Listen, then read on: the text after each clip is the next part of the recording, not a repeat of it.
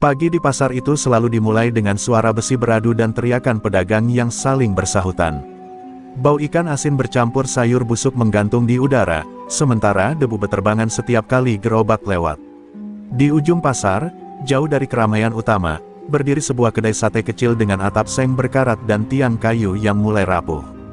Di sanalah seorang pria tua bernama Mbah Wiryo setiap hari berdiri sendiri, membakar sate dengan bara seadanya. Usianya sulit ditebak, wajahnya keriput seperti tanah kering yang lama tak tersentuh hujan. Tangannya gemetar saat membalik tusukan sate, bukan hanya karena usia, tetapi juga karena beban hidup yang menekan tanpa ampun. Pakaiannya sederhana, lusuh, dan selalu sama setiap hari. Tak ada yang menyangka bahwa kedai sate itu adalah satu-satunya sumber hidupnya, sekaligus saksi bisu dari ketakutan yang ia telan sendirian. Para pedagang lain sering melirik ke arahnya dengan pandangan iba, namun tak satu pun berani mendekat.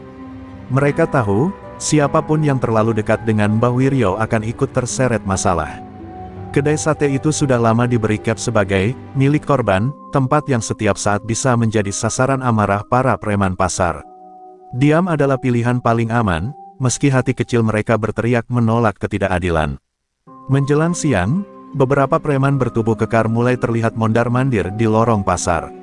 Tato hitam menjalar di lengan dan leher mereka, wajahnya penuh senyum meremehkan. Setiap langkah mereka membuat pedagang lain refleks menunduk. Dari kejauhan, Mbah Wiryo bisa merasakan hawa dingin menjalar di punggungnya, seolah pasar itu sendiri ikut menahan napas.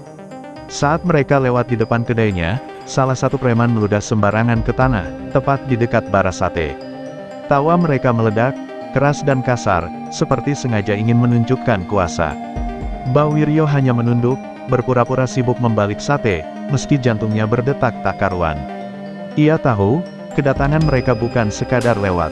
Tak jauh dari sana, beberapa pembeli yang tadinya berniat makan sate memilih pergi. Mereka tak ingin terlibat masalah. Kedai yang sudah sepi itu kini terasa semakin sunyi, hanya suara bara yang berdesis pelan. Setiap desis terdengar seperti hitungan waktu menuju sesuatu yang lebih buruk. Namun di balik wajah renta dan tubuh yang tampak rapuh itu, tersimpan ketenangan yang aneh. Tatapan mata Mbah Wiryo sesaat terangkat, menatap bara api yang menyala merah. Di dalam pantulan api itu, seolah ada kenangan lama yang kembali bergetar, kenangan tentang sumpah, doa, dan warisan yang sudah lama ia kubur dalam-dalam. Angin pasar bertiup pelan, mengibaskan asap sate ke udara. Tak seorang pun menyadari bahwa di ujung pasar yang dianggap remeh itu, sebuah cerita besar sedang bersiap dimulai. Semua masih melihat Mbah Wiryo sebagai pria tua lemah. Tak ada yang tahu, hari itu hanyalah permulaan dari malam yang akan mengubah pasar itu selamanya. Nama Bos Edi tidak pernah diucapkan dengan suara lantang di pasar itu. Ia hidup dalam bisikan, dalam tatapan takut, dalam langkah tergesa para pedagang setiap kali preman-premannya muncul.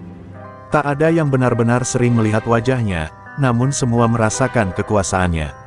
Seperti bayangan besar yang menggantung di atas atap pasar, mengawasi setiap transaksi, setiap napas orang-orang kecil yang menggantungkan hidup di sana. Siang itu, setelah para preman berlalu dari depan kedai sate, suasana pasar belum juga kembali normal. Pedagang sayur menata dagangan dengan tangan gemetar, tukang ikan berbicara pelan seolah dinding bisa mendengar. Semua tahu, hari penagihan sudah dekat. Hari di mana Bos Edi menagih haknya atas pasar, dan siapapun yang tak siap akan menjadi pelajaran bagi yang lain. Mbah Wiryo tetap berdiri di kedainya hingga sore. Meski sate yang terjual tak seberapa, setiap lembar uang yang ia terima terasa ringan di tangan, terlalu ringan untuk memenuhi tuntutan para preman. Ia menghitung pelan, lalu menyimpannya di kaleng kecil di bawah meja. Angka itu bahkan tak mendekati setengah dari yang biasanya diminta, apalagi jika tuntutan kembali dinaikkan. Menjelang sore, suara motor besar meraung memasuki pasar. Beberapa preman turun dengan langkah santai namun penuh ancaman. Mereka berhenti di tengah pasar, sengaja memperlihatkan diri.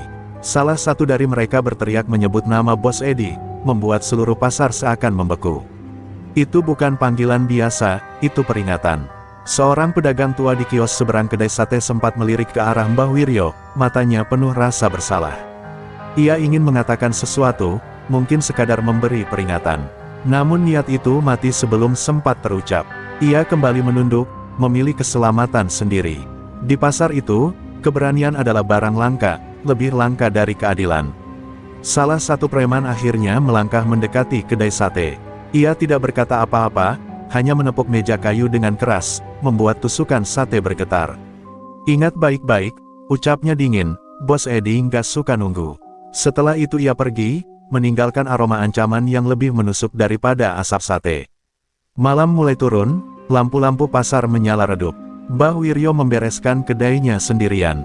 Saat semua orang pulang dengan langkah cepat, ia justru berdiri lebih lama, memandangi lorong pasar yang perlahan kosong. Di tempat itulah banyak jeritan pernah terkubur, dan banyak harapan dipatahkan oleh kekuasaan Bos Edi. Saat ia melangkah pergi, suaranya hampir tak terdengar ketika bergumam pelan, seperti berbicara pada dirinya sendiri, atau pada masa lalu yang lama terkunci. "Zalim yang dibiarkan," bisiknya, "akan merasa abadi." Angin malam berhembus dingin, membawa kata-kata itu menyusuri pasar. Tanpa disadari siapapun, roda nasib mulai bergerak, perlahan namun pasti. Pagi berikutnya, pasar belum sepenuhnya hidup ketika bayangan kekuasaan Bos Edi sudah lebih dulu hadir. Beberapa preman berdiri di pintu masuk pasar, menyandarkan tubuh pada motor besar mereka, seolah menandai wilayah. Siapapun yang masuk dipaksa menunduk, bukan oleh perintah lisan, melainkan oleh kebiasaan yang lahir dari ketakutan bertahun-tahun. Mbah Wiryo membuka kedai satenya dengan langkah pelan. Wajahnya tampak lebih pucat dari biasanya, matanya cekung karena malam tanpa tidur. Kaleng kecil berisi uang hasil jualan ia simpan di balik meja, tertutup kain lusuh. Tangannya sempat berhenti sesaat sebelum menyalakan bara, seolah ia sudah tahu hari itu tak akan berlalu dengan damai. Menjelang siang, keributan kecil mulai terdengar dari arah tengah pasar. Satu persatu pedagang menyerahkan setoran, cepat dan tanpa protes. Para preman mencatat, menghitung, lalu berlalu. Tawa mereka keras, menghina, seperti ingin memastikan semua orang tahu siapa yang berkuasa. Setiap tawa itu menusuk telinga Mbah Wiryo, membuat dadanya sesak. Akhirnya, giliran kedai sate di ujung pasar. 3 preman mendekat, langkah mereka sengaja diperlambat. Salah satu dari mereka menyapu pandangan ke kedai kecil itu, lalu tersenyum miring. "Masih hidup juga ya," katanya sinis. Tangan kasarnya meraih kaleng uang tanpa izin, membukanya di depan umum. Tawa meledak ketika mereka melihat isinya. Uang itu jauh dari cukup. Salah satu preman menggeleng, lalu melempar kaleng itu ke lantai hingga koin dan lembaran uang berserakan. "Ini penghinaan," katanya keras. Semua mata tertuju ke arah kedai sate, namun tak satu pun suara pembelaan terdengar. Mbah Wiryo berlutut perlahan, memunguti uangnya satu persatu. Setiap lembar terasa seperti harga diri yang diinjak. Para preman terus menghinanya, menyebutnya tua bangka, tak berguna, dan hanya pantas disingkirkan. Warga pasar menyaksikan dengan wajah tegang, namun kaki mereka seolah terpaku oleh rasa takut. Salah satu preman kemudian membungkuk mendekat ke telinga Mbah Wiryo. Suaranya rendah, namun cukup keras untuk didengar orang sekitar.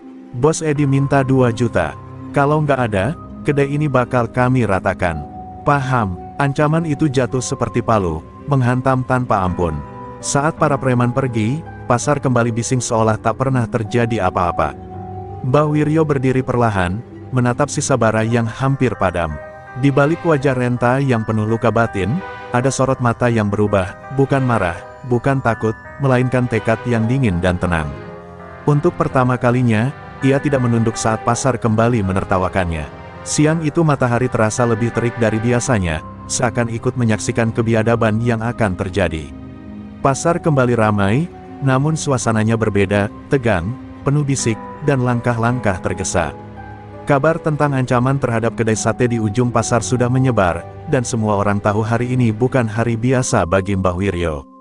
Belum lama Mbah Wiryo menyalakan bara, suara tawa kasar kembali memecah udara. Para preman datang lebih banyak dari biasanya, berjalan beriringan tanpa rasa malu. Salah satu dari mereka menendang bangku kayu di depan kedai hingga terbalik, membuat beberapa pembeli terkejut dan menjauh. "Biar rame sekalian," kata seorang preman sambil tertawa. Meja sate itu dihantam dengan keras. Tusukan sate berhamburan ke tanah yang kotor, tercampur debu dan injakan kaki. Asap yang tadinya wangi kini bercampur bau hangus dan hinaan. Para preman sengaja melakukan semuanya perlahan, memastikan setiap orang di pasar melihat apa yang terjadi. Mbah Wiryo berdiri kaku, bibirnya bergetar, namun tak ada kata yang keluar. Salah satu preman menarik celemek lusuhnya, memaksanya menunduk. "Lihat nih," teriaknya ke arah pedagang lain, contoh orang yang nggak tahu diri. Tawa kembali meledak, lebih keras dan lebih kejam. Beberapa warga pasar memalingkan wajah. Ada yang pura-pura sibuk menimbang dagangan, ada yang cepat-cepat menutup kios. Tak ada yang berani maju, tak ada yang berani melawan. Diam menjadi bahasa bersama, bahasa yang lahir dari rasa takut pada Bos Edi dan hukuman yang tak pernah setengah-setengah. Di tengah kekacauan itu, Mbah Wiryo terjatuh berlutut. Tangannya menyentuh tanah pasar yang kotor, namun matanya justru menatap lurus ke depan. Untuk sesaat, dunia seolah mengecil. Suara tawa, hinaan, dan keributan perlahan menjauh, menyisakan detak jantungnya sendiri. Salah satu preman lalu mencondongkan tubuh, berbisik dengan nada penuh ancaman. "Ini terakhir, malam ini atau besok, uang 2 juta harus ada. Kalau tidak, kedai ini bukan cuma hancur, kamu juga." Kata-kata itu seperti pisau dingin yang diselipkan ke dada. Saat para preman akhirnya pergi, yang tersisa hanyalah kedai sate yang porak-poranda dan seorang pria tua yang dipandang sebelah mata. Namun tak ada yang menyadari, di balik tubuh renta yang gemetar itu, ada sesuatu yang bangkit perlahan, bukan amarah meledak, melainkan keputusan sunyi yang tak bisa lagi ditarik kembali. Senja turun perlahan di pasar itu, menyelimuti sisa-sisa kehancuran kedai sate dengan cahaya jingga yang muram. Bangku masih tergeletak terbalik, meja kayu retak, dan tusukan sate yang kotor belum sempat dibereskan. Mbah Wiryo berdiri lama di sana, sendirian, sementara satu persatu pedagang menutup kios mereka tanpa berani menoleh. Pasar yang siang tadi bising kini terasa dingin dan asing, seolah ikut menjauh darinya. Dengan tangan gemetar, ia membereskan apa yang tersisa. Setiap benda yang ia angkat membawa kenangan, hari-hari panjang bekerja, wajah pelanggan lama, dan harapan kecil yang selama ini ia jaga agar tetap hidup. Namun kini, semua itu terasa rapuh. Di benaknya, kata-kata ancaman preman terus berputar, berulang seperti gema di lorong kosong pasar. Belum sempat ia meninggalkan tempat itu, sebuah motor berhenti tak jauh dari kedainya. Seorang preman turun perlahan, sendirian, tanpa tawa seperti biasanya. Wajahnya datar, matanya dingin. Ia tidak merusak apapun, tidak berteriak. Justru ketenangan itulah yang membuat suasana semakin mencekam. Preman itu mengeluarkan ponsel dan memutar suara rekaman. Suara berat Bos Edi terdengar jelas, tenang, namun penuh kuasa. Ia menyebut nama Mbah Wiryo, menyebut jumlah uang 2 juta rupiah, dan menyebut satu hal terakhir, jika uang itu tak ada, kedai sate itu akan diratakan, dan hidup Mbah Wiryo tak akan pernah tenang lagi di pasar manapun. Tak ada ancaman berlebihan, tak ada makian. Hanya kepastian. Preman itu mematikan ponsel, lalu berkata singkat, "Besok." Setelah itu ia pergi, meninggalkan Mbah Wiryo berdiri kaku dengan napas berat. Kata itu, "besok," jatuh seperti vonis. Malam mulai benar-benar turun ketika Mbah Wiryo akhirnya melangkah pulang. Jalanan sempit menuju rumahnya sepi, hanya diterangi lampu-lampu tua yang berkedip. Setiap langkah terasa lebih berat dari biasanya, seolah tanah ikut menahan kakinya. Ia tahu, waktu hampir habis.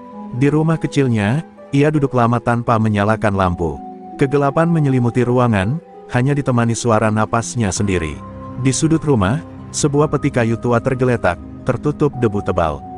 Selama puluhan tahun, peti itu tak pernah disentuh, seakan menyimpan dosa yang sengaja dilupakan. Mbah Wiryo menatap peti itu dengan mata berkaca-kaca. Ingatannya melayang pada janji lama yang pernah ia ucapkan, janji untuk tak lagi menggunakan warisan yang pernah membuat namanya ditakuti. Namun malam ini, rasa takutnya bukan lagi pada masa lalu, melainkan pada kezaliman yang tak pernah berhenti jika terus dibiarkan. Ia menghela napas panjang, lalu perlahan berdiri. Tangannya terulur ke arah peti kayu itu, berhenti sesaat di udara, seakan masih ragu. Di luar, angin malam berdesir pelan, seperti bisikan yang mendorongnya mengambil keputusan. Malam itu, di rumah kecil yang sunyi, batas antara kesabaran dan perlawanan akhirnya runtuh. Malam telah sepenuhnya menguasai langit ketika Mbah Wiryo akhirnya membuka peti kayu tua itu. Engselnya berderit pelan, seolah menolak untuk dibangunkan setelah puluhan tahun terkunci. Debu beterbangan, membawa aroma kayu tua dan sesuatu yang lebih dalam, aroma masa lalu yang tak pernah benar-benar pergi. Di dalamnya terlipat rapi sehelai kain putih kusam dan sebuah ikat kepala lusuh, sederhana, namun terasa berat hanya dengan dipandang. Mbah Wiryo duduk bersila di lantai tanah rumahnya. Tangannya gemetar saat menyentuh kain itu, bukan karena dingin, melainkan karena ingatan yang menyerbu tanpa ampun. Ia teringat wajah gurunya, suara lantunan doa, dan sumpah yang pernah ia ucapkan dengan penuh keyakinan, tak akan menggunakan ilmu itu untuk amarah, apalagi balas dendam. Namun dunia di luar tak pernah menepati janjinya untuk berlaku adil. Ia menghela napas panjang, lalu memejamkan mata. Kain putih itu ia letakkan di pangkuan, kepalanya tertunduk dalam-dalam. Perlahan, bibirnya bergerak melafalkan doa lama, doa yang sudah lama tak terucap. Setiap bait mengalir berat, seperti membuka pintu yang selama ini ia kunci rapat. Suara doa itu nyaris tak terdengar, namun udara di sekitarnya terasa berubah. Angin malam menyelinap melalui celah dinding bambu, membuat lampu minyak bergetar kecil. Bayangan di dinding bergerak tak wajar, memanjang lalu menyusut. Mbah Wiryo tetap diam, tenggelam dalam konsentrasi. Keringat dingin mengalir di pelipisnya, seakan tubuh renta itu sedang diuji apakah masih layak menanggung warisan lama. Dalam keheningan itu, ingatannya kembali ke masa muda, saat ia menyaksikan kezaliman runtuh tanpa darah, saat ilmu Sunan Giri digunakan bukan untuk membunuh, melainkan mematahkan niat jahat dari akarnya. Ilmu itu tak pernah mengandalkan tenaga kasar, melainkan keteguhan batin dan keberanian menanggung akibatnya. Doa mencapai ujungnya, Mbah Wiryo membuka mata perlahan. Tatapannya berbeda, lebih dalam, lebih tenang, seolah beban puluhan tahun akhirnya diletakkan kembali di tempat asalnya. Ia tahu, setelah malam ini, tak ada jalan kembali. Apapun yang terjadi, pasar itu tak akan pernah sama lagi. Ia berdiri, meraih ikat kepala lusuh itu, lalu melilitkannya perlahan. Tidak ada cahaya mencolok, tidak ada ledakan kekuatan. Hanya kesunyian yang semakin pekat, seperti menunggu sesuatu yang akan bergerak tanpa suara. Di luar sana, para preman masih merasa berkuasa. Bos Edi masih tidur nyenyak dengan keyakinan bahwa ketakutan telah mengunci semua orang. Mereka tak tahu, di rumah kecil itu, sebuah doa lama telah bangkit. Dan malam ini, doa itu tak lagi hanya untuk bertahan, melainkan untuk mengakhiri. Langit malam menggantung rendah ketika Mbah Wiryo melangkah keluar dari rumah kecilnya.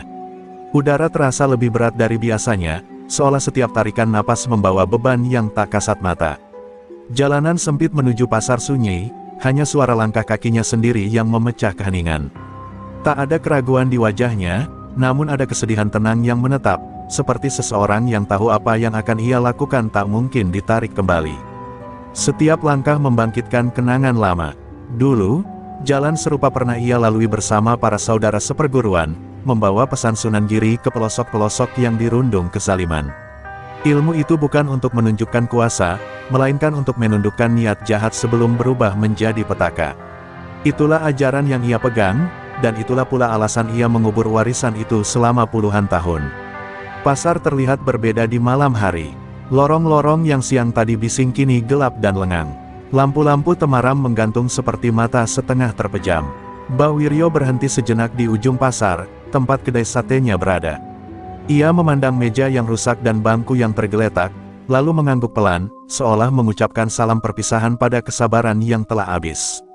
Ia melangkah lebih dalam, menyusuri jalur yang biasa dilewati para preman. Setiap sudut pasar terasa dikenalnya dengan cara yang aneh, seakan langkahnya dituntun oleh sesuatu yang lebih tua dari ingatan. Di dadanya, doa yang tadi dilantunkan masih bergetar pelan, menjaga batinnya tetap jernih dan dingin. Di sebuah sudut gelap, ia berhenti. Bayangan bergerak di antara tumpukan peti kosong, seorang preman yang berjaga sambil merokok, merasa aman dalam kesendirian. Mbah Wiryo tak mendekat dengan tergesa. Ia berdiri tenang, membiarkan kehadirannya terasa tanpa suara. Asap rokok itu mendadak terhenti di udara, dan tangan sang preman mulai gemetar tanpa tahu sebabnya. Tak ada sentuhan kasar, tak ada pukulan, hanya tatapan Mbah Wiryo yang menembus lebih dalam dari kulit dan otot. Preman itu terjatuh berlutut, napasnya memburu, matanya membelalak seperti melihat bayangan paling ia takuti dalam hidupnya. Di kepalanya, dosa-dosa kecil dan besar berputar tanpa henti, menghantam kesadarannya sendiri. Mbah Wiryo membisikkan satu kalimat pendek, doa penutup yang dulu diajarkan gurunya. Kalimat itu bukan ancaman, melainkan pengingat. Tubuh sang preman lunglai, hidup namun kehilangan keberanian yang selama ini menjadi senjatanya. Malam menelan kembali suara itu, seakan tak pernah terjadi apa-apa. Mbah Wiryo melangkah pergi tanpa menoleh. Warisan yang selama ini terkunci kini telah terbuka, namun belum sepenuhnya dilepaskan. Ini baru permulaan. Di sudut-sudut pasar, malam masih panjang, dan ketakutan baru saja belajar berjalan tanpa suara. Kabar itu menyebar pelan, seperti kabut yang merayap di sela lorong pasar menjelang subuh.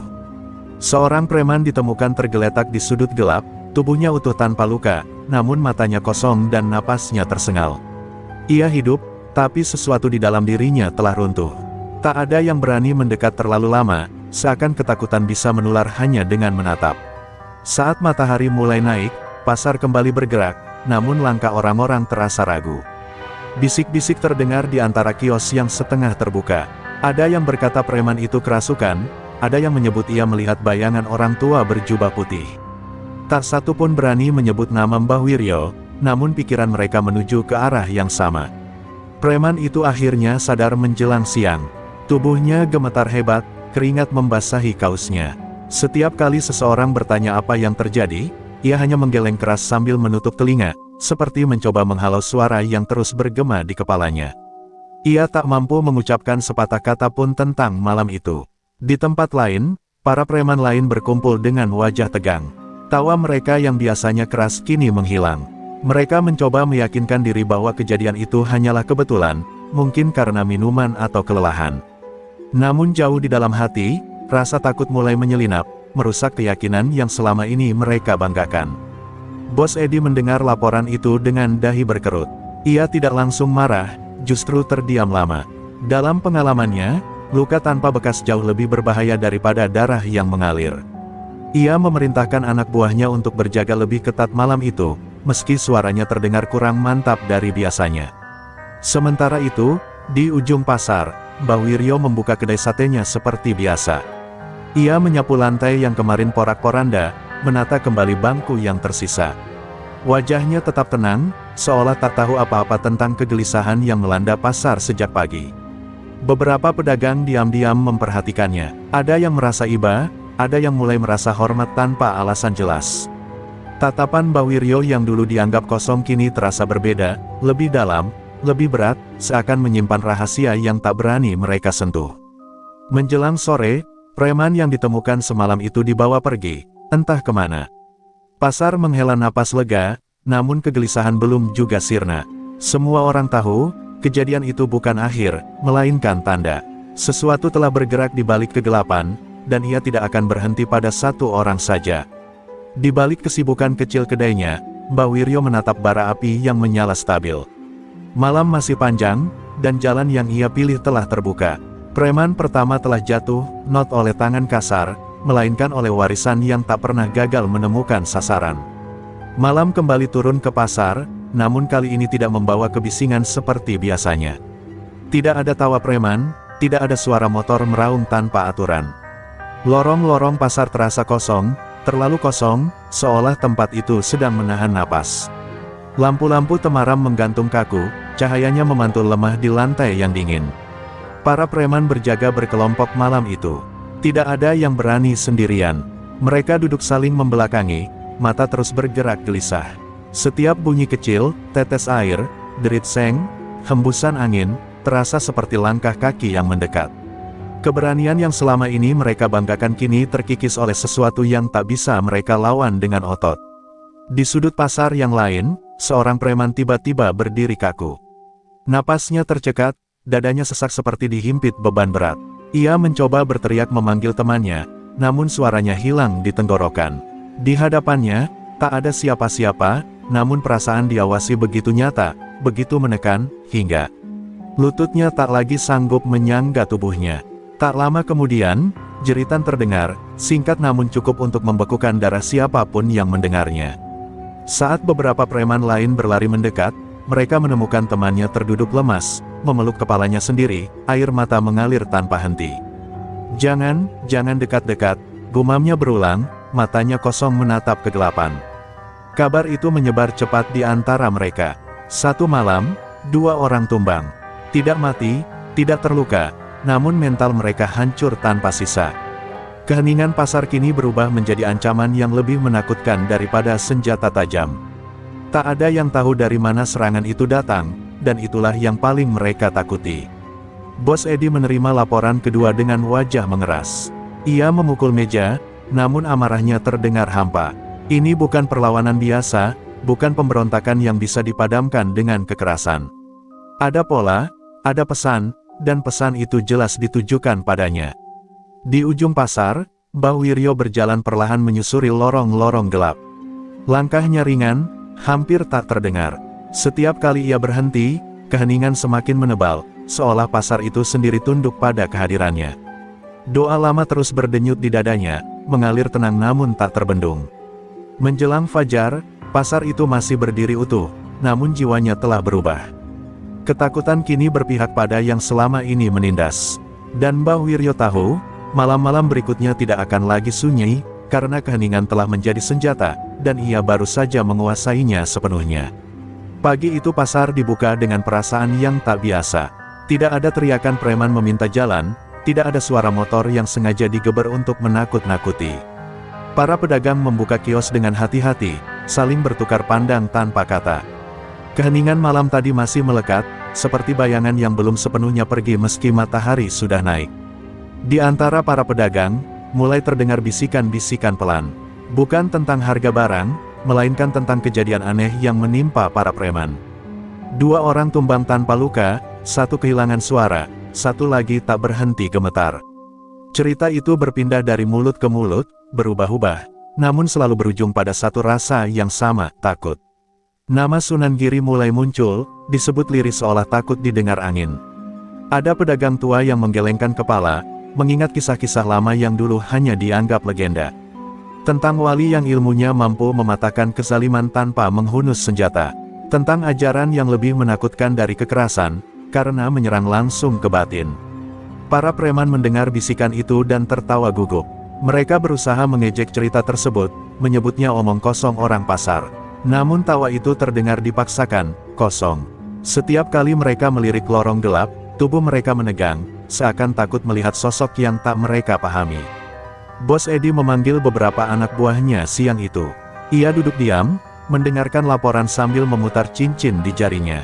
Ketika nama Sunan Giri disebut, gerakan tangannya terhenti sesaat. Wajahnya mengeras, bukan karena marah, melainkan karena ingatan lama yang tiba-tiba muncul, kisah yang pernah ia dengar dari orang-orang tua, tentang ilmu yang tak boleh dipancing sembarangan. Sementara itu, Mbah Wiryo tetap menjalani harinya seperti biasa. Ia membakar sate dengan tenang, melayani pembeli dengan senyum tipis. Namun beberapa pelanggan kini memandangnya lebih lama, seolah mencari sesuatu di balik wajah renta itu. Ada rasa hormat yang tumbuh diam-diam, bercampur rasa ingin tahu yang tak berani ditanyakan. Seorang pedagang tua akhirnya memberanikan diri mendekat, hanya untuk membeli sate tanpa banyak bicara. Saat mata mereka bertemu, Mbah Wiryo mengangguk pelan. Tak ada pengakuan, tak ada penjelasan. Namun anggukan, itu terasa berat, seperti jawaban tanpa kata atas semua bisikan yang beredar. Menjelang sore, pasar itu tak lagi sama. Ketakutan telah berpindah tangan, dan legenda lama mulai bernapas kembali. Nama Sunan Giri tak lagi sekadar cerita, melainkan bayangan yang bergerak di antara lorong pasar. Dan di tengah semua itu, Mbah Wiryo tahu, bisikan telah dimulai, dan Bos Edi pasti akan segera datang mencari kebenaran. Malam itu Bos Edi tidak bisa tidur. Suara pasar yang biasanya menjadi musik kekuasaannya kini terasa seperti bisikan ancaman.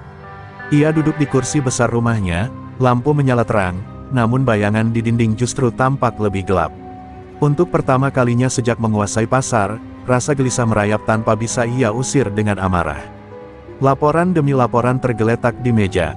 Anak buahnya tumbang tanpa luka, tanpa perlawanan. Tidak ada saksi, tidak ada jejak. Semua terjadi sunyi, terlalu rapi untuk disebut kebetulan. Bos Edi mengepalkan tangan, mencoba meyakinkan dirinya bahwa ketakutan hanyalah kelemahan.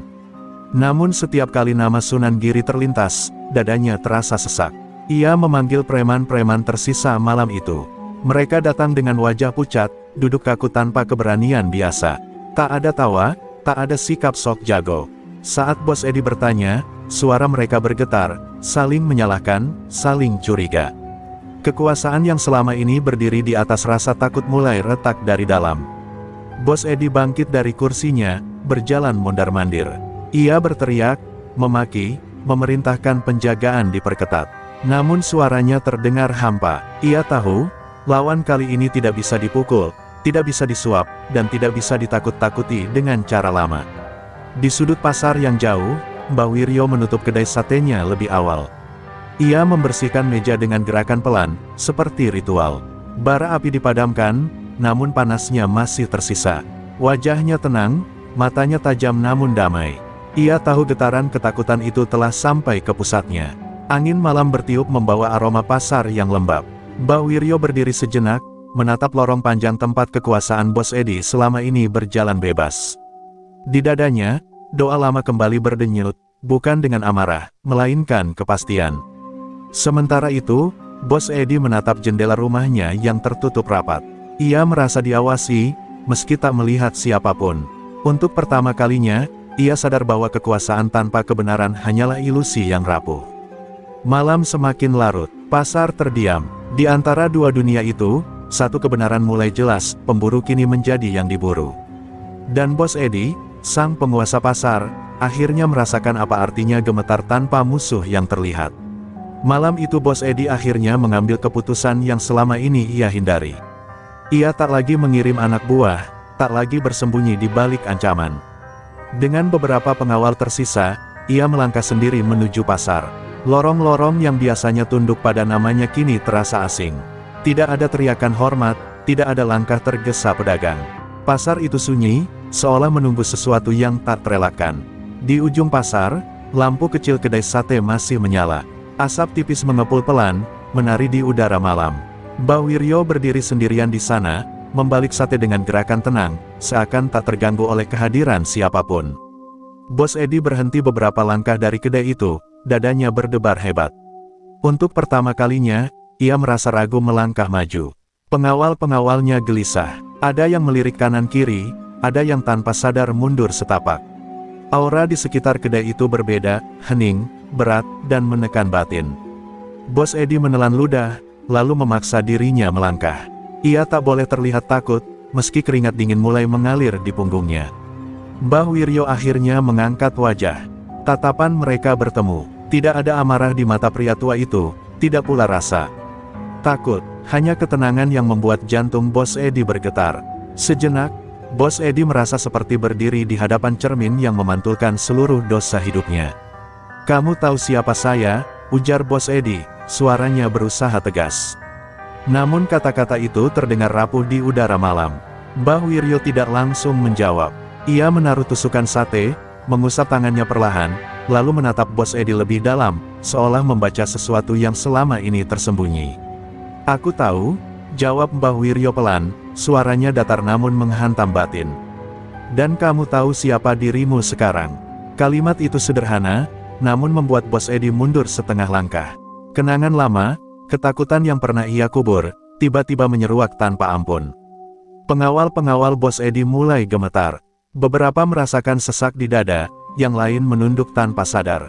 Tidak ada perintah, tidak ada sentuhan. Hanya kehadiran Mbah Wiryo yang membuat keberanian mereka runtuh satu persatu. Bos Edi akhirnya terdiam. Semua kata yang ia siapkan menguap. Di hadapan kedai sate sederhana itu, ia sadar bahwa kekuasaan yang dibangun dari ketakutan tak pernah benar-benar kuat. Dan malam itu, di ujung pasar, pertemuan dua dunia telah terjadi, dunia kezaliman dan dunia warisan Sunan Giri, menuju satu akhir yang tak bisa lagi dihindari. Udara di sekitar kedai sate terasa semakin berat, seolah malam ikut menekan dada siapapun yang berdiri di sana. Bos Edi masih terpaku di hadapan Mbah Wiryo, matanya tak lepas dari sosok pria tua itu. Pengawal-pengawalnya mulai mundur tanpa komando, langkah mereka ragu, seperti kaki yang kehilangan kekuatan. Pasar yang sunyi menjadi saksi bisu pertemuan yang tak pernah mereka bayangkan. Mbah Wiryo melangkah keluar dari balik meja kedai. Setiap langkahnya pelan, namun mantap, membuat jantung Bos Edi berdetak semakin keras. Tidak ada ancaman, tidak ada teriakan. Justru ketenangan itulah yang merobek pertahanan batin Bos Edi. Ia merasa seluruh masa lalunya ditarik keluar, satu persatu, tanpa bisa ia cegah.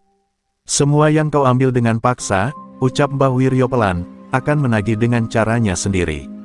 Kalimat itu menggema di kepala Bos Edi, berubah menjadi suara-suara lama, jeritan pedagang, tangis orang kecil, dan tawa kejam yang dulu ia banggakan. Lututnya mulai gemetar, napasnya memburu. Bos Edi mencoba berbicara, namun lidahnya keluh. Keringat dingin mengalir di wajahnya. Di hadapan Mbah Wiryo, ia bukan lagi penguasa pasar, melainkan seorang pria yang berdiri telanjang di hadapan kebenaran.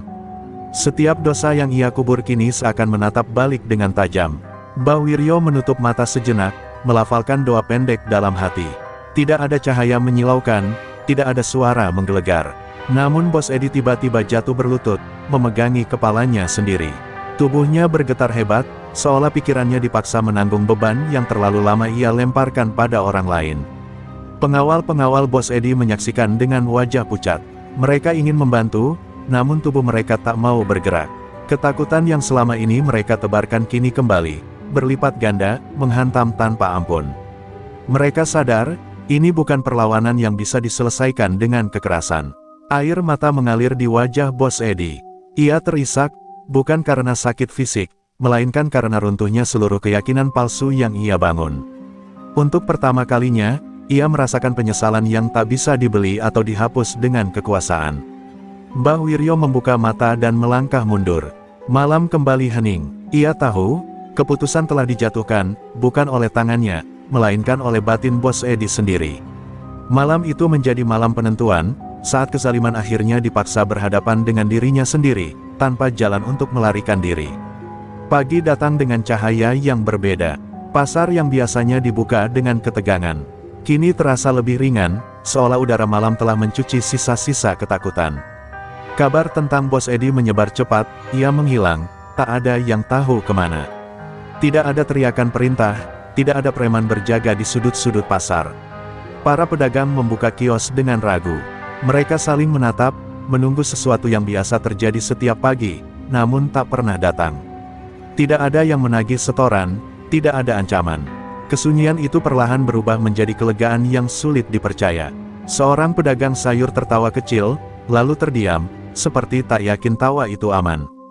Tukang ikan mulai berani bersuara lebih keras, menawar harga dengan nada normal. Pasar kembali menemukan denyut aslinya, ramai, namun tidak menekan. Di ujung pasar, kedai sate Mbah Wiryo berdiri kembali. Meja yang rusak diperbaiki seadanya, bangku ditata ulang. Ia membuka kedai seperti biasa, tanpa pengumuman, tanpa sikap sebagai pahlawan. Asap sate kembali mengepul, membawa aroma yang lama hilang. Beberapa pedagang datang membeli sate, bukan hanya untuk makan, tetapi untuk mengucapkan terima kasih dengan cara mereka sendiri. Tidak ada kata berlebihan, hanya anggukan, senyum, dan tatapan hormat. Mbah Wiryo membalas semuanya dengan senyum tipis, seolah semua itu bukan urusannya. Bekas-bekas ketakutan masih terasa. Orang-orang masih sering menoleh ke lorong gelap, memastikan tak ada bayangan lama kembali. Namun setiap jam berlalu tanpa gangguan, keyakinan mulai tumbuh bahwa kekuasaan Bos Edi benar-benar telah runtuh. Di dalam hatinya, Mbah Wiryo tahu pasar ini belum sepenuhnya sembuh. Luka batin tidak hilang dalam semalam. Namun satu hal telah berubah, keberanian untuk bernapas tanpa takut telah kembali. Menjelang siang, matahari menyinari pasar dengan hangat. Tidak ada lagi bisikan Sunan Giri, tidak ada lagi langkah sunyi di malam hari. Yang tersisa hanyalah pasar yang bebas, dan seorang pria tua yang memilih kembali menjadi pedagang sate, setelah menunaikan kewajiban terakhirnya. Pagi itu pasar benar-benar hidup kembali, bukan hanya oleh suara tawar-menawar, tetapi oleh rasa aman yang lama hilang. Orang-orang berjalan tanpa menunduk, tanpa menoleh berlebihan ke belakang. Anak-anak pedagang berlari kecil di lorong pasar, sesuatu yang tak pernah terjadi selama bertahun-tahun. Seakan-akan sebuah beban besar telah diangkat dari tempat itu, meninggalkan ruang kosong yang kini diisi oleh keberanian kecil yang tumbuh perlahan. Di ujung pasar, Mbah Wiryo membuka kedai satenya seperti hari-hari sebelum semuanya berubah. Ia menata tusukan sate dengan rapi, menyalakan bara, dan duduk menunggu pelanggan dengan wajah yang sama sederhananya. Tidak ada aura menakutkan, tidak ada bayangan misterius. Yang terlihat hanyalah seorang pria tua dengan tubuh renta, melakukan pekerjaan yang telah menjadi bagian dari hidupnya selama puluhan tahun. Namun bagi mereka yang pernah menyaksikan malam-malam gelap itu, sosok Mbah Wiryo tak lagi sama. Para pedagang memandangnya dengan hormat yang sunyi. Tidak ada yang berani memujinya berlebihan, tidak pula mengangkatnya sebagai pahlawan. Mereka tahu, kebaikan yang sejati tidak membutuhkan sorotan, dan kekuatan terbesar seringkali memilih diam setelah tugasnya selesai. Beberapa orang bertanya-tanya kemana Bos Edi pergi. Ada yang mengatakan ia meninggalkan kota, ada pula yang percaya ia tak sanggup lagi menghadapi bayangan masa lalunya sendiri. Tak satu pun yang benar-benar peduli. Pasar telah belajar bahwa kekuasaan yang berdiri di atas ketakutan tidak pernah benar-benar kuat, dan kejatuhannya hanya soal waktu. Mbah Wiryo sendiri tak pernah membicarakan apa yang terjadi. Peti kayu tua kembali terkunci di rumahnya, kain putih itu kembali terlipat rapi. Ia tahu, ilmu yang diwariskan padanya bukan untuk dibanggakan, melainkan untuk dijaga. Warisan Sunan Giri bukan senjata, melainkan pengingat bahwa kezaliman selalu memiliki batas, dan kesabaran tidak berarti tunduk selamanya. Suatu siang, seorang anak kecil membeli sate sambil menatapnya dengan mata polos. "Kakek nggak takut sama orang jahat?" tanyanya lugu. Mbah Wiryo tersenyum, mengusap kepala anak itu pelan. "Takut itu manusiawi," jawabnya lembut, "tapi membiarkan takut menguasai hidup, itu pilihan." Anak itu mengangguk, meski mungkin belum sepenuhnya mengerti. Hari-hari berlalu, pasar kembali menjadi tempat mencari nafkah, bukan tempat bertahan hidup.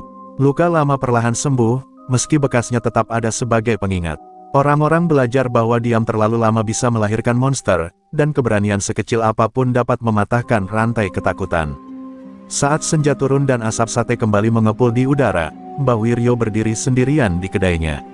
Ia menatap pasar dengan mata teduh, lalu menghela napas panjang. Tidak ada penyesalan, tidak ada kebanggaan berlebih. Hanya ketenangan seorang lelaki tua yang telah menunaikan kewajiban terakhirnya. Pria tua itu kembali menyate, dan legenda Sunan Giri pun kembali terkunci, menunggu jika suatu hari kezaliman berani bangkit lagi. Pesan moral, kesabaran adalah kekuatan, tetapi kesabaran yang terus diinjak tanpa batas akan melahirkan kezaliman yang semakin berani.